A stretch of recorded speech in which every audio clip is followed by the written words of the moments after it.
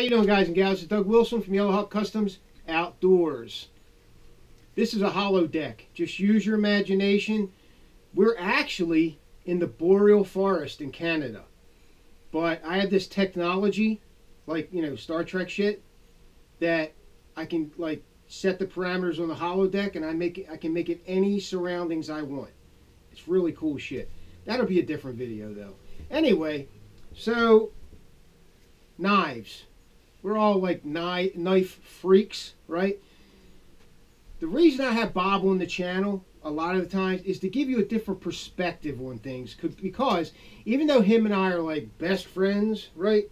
We share everything. He isn't always in line with what I like, and that's cool, right? Because we learn from each other, right? He learns a hell of a lot more from me than I do from him, but anyway. That's a good one. All right. No, actually, him and I met when I was like, what, 13? Or younger. In Boy Scouts, maybe 12. And I have learned a shitload from him. He is the reason that I love backpacking, I love camping, I love knives, I went into special forces, and, you know, he's a big part of who I am, who I've become. So, anyway, enough stroking his ego, right? You guys stay tuned. He's going to show you a bunch of knives that he has found. And these are hand-forged knives, not expensive. And he's going to show them to you. You're going to check them out. And then the next video is going to be kukris. He's got like 30 kukris sitting here, 20 kukris, right? He's a kukri guy. I'm not a kukri guy, right? They're great, nostalgic, love the tradition of the kukri and all that. I'm just not a big, heavy knife guy in the field, right? So anyway, you guys stay tuned. Bob's going to show you a bunch of knives that he has found that are budget-friendly and pretty nice knives. Not pretty, but very usable. Stay tuned, and we'll get right to it. Okay, here we go again. That was a great introduction by Doug. As my wife usually says, we have to make the doorway bigger because my head can't get through it. So I appreciate the kudos from Doug. I think that as we grow, it's good to hear that you did something, you accomplished something, you gave something back. And this is one of the reasons why I do these videos with Doug, is to help him with his channel.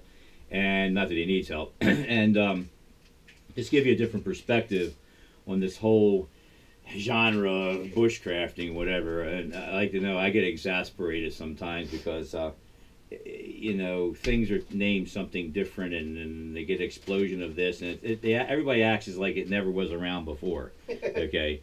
Well, it was. It was just called something different. Just in a different form. And, right, different form. You had your different gurus pushing it and so forth. Okay? Anyway, what I'd like to do is show you some budget-friendly knives made in the United States, except for ones made in Finland. You know, my my love affair with pukas. So a number of these knives are hammered out and forged. A number of them are just stock removal. Okay, I like things that work and are durable. I don't care about how pretty they are. I think it's beautiful that people put on some of these great looking handles, and the blade shapes in Damascus is just artistically outstanding. And I get it, okay? I'm not knocking anybody who has stuff like that. Okay, here we go. Here, somebody's marching in. Okay, now it's marching out.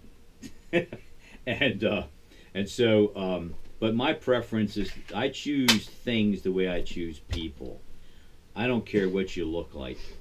If you can't perform, and you don't have any honor, and you don't have any integrity, and your word, if I ask you to do something, or you ask of me, you're not my friend, okay? I don't trust you, and I don't need you.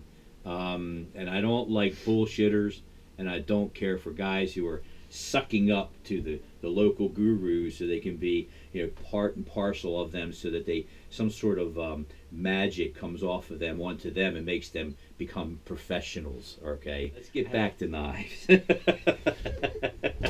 Anyway, I personally I didn't go back in my archives of eBay purchases and got names and so forth and so on. If you want to know about a specific knife that I'm showing you, I will give you, message me, okay? And I will give you the name of the guy who makes it and where you get it from and so forth, okay? So just message me if you like a knife here, and I will get the information to you, because I don't remember all that stuff, all right?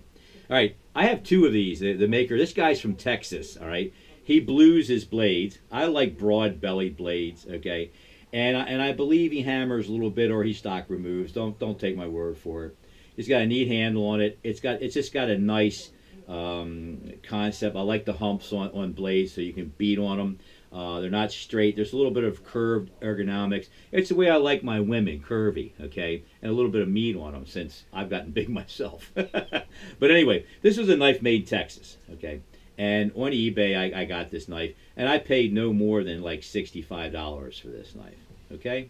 It's got a little jimping on the back, and I think it is a 90-degree spine, so you can strike a ferro rod on it, all right?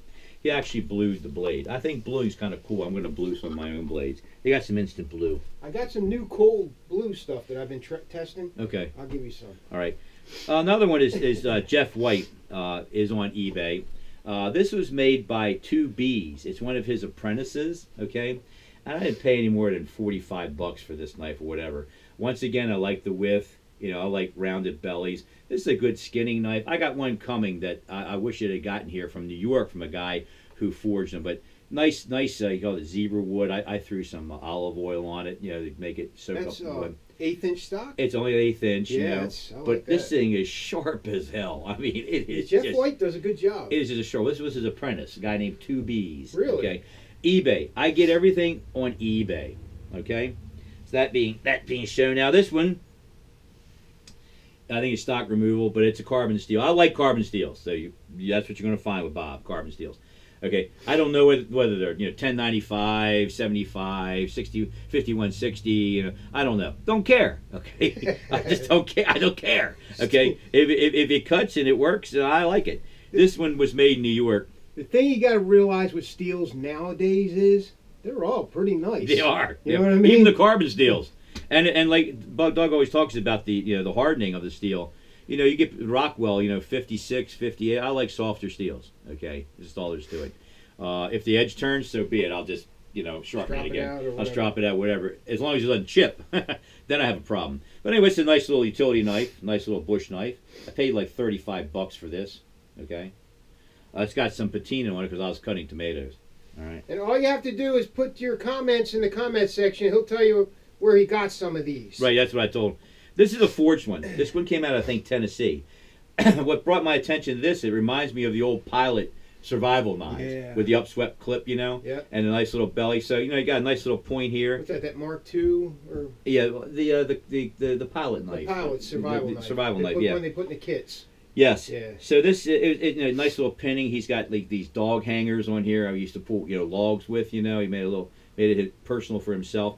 And this guy's from Tennessee. I don't know this dude. You guys don't know him. He ain't on any of the video channels. He's a guy that's making knives in his neighborhood, just like Cody Roberts does. Okay, same thing. Okay, nice little and sharp as heck. A lot of these are flat grind or Scandi grind. That's what I like. Okay, I have a not a hollow grind, but a convex grind on one of these. I'll show you in a minute. Right. Okay. Now, speaking of Cody Roberts. Oh. This is the big chopper he made for me. This is made out of a farrier file. That's the Antietam, right? Okay, this is Antietam. We use this, yeah.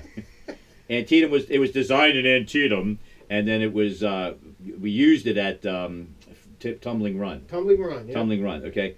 I mean, heft, walnut handles. I waxed them. I oiled them a little bit. I threw some oil on this board. You can still see the farrier, type thing. I like this stuff. I'm an old soul. Okay. Repurpose. I was born in during the French and Indian War, 1750s, 40s, okay? I don't belong here. That's all I got to say. I don't belong here. But anyway, great knife. Chopped well, sharpens great, okay? It's a Scandi grind or a convex Scandi grind. Yeah, whatever. Abyssal Wolf Forge. Abyssal Wolf Forge, Cody Roberts. Check him out. He'll work with you. He's a good guy, young guy. Throw him some bucks, do him some trades, whatever. It's between you and him, all right? Great knife.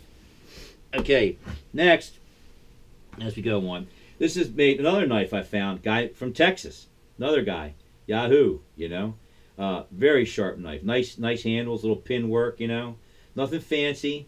I don't like fancy. I like simple. I like working form over, you know, function over form, you know. I don't like garish things, and I tell my wife I don't like a lot of makeup, you know. I stopped wearing makeup so I could look beautiful. No. Anyway, nice broad. You see, I like the broad. You know, thinner knives are good slicers and stabbers and cutter, you know, that sort of thing. If you're going to do bull work, you need a wide blade, just like Doug's.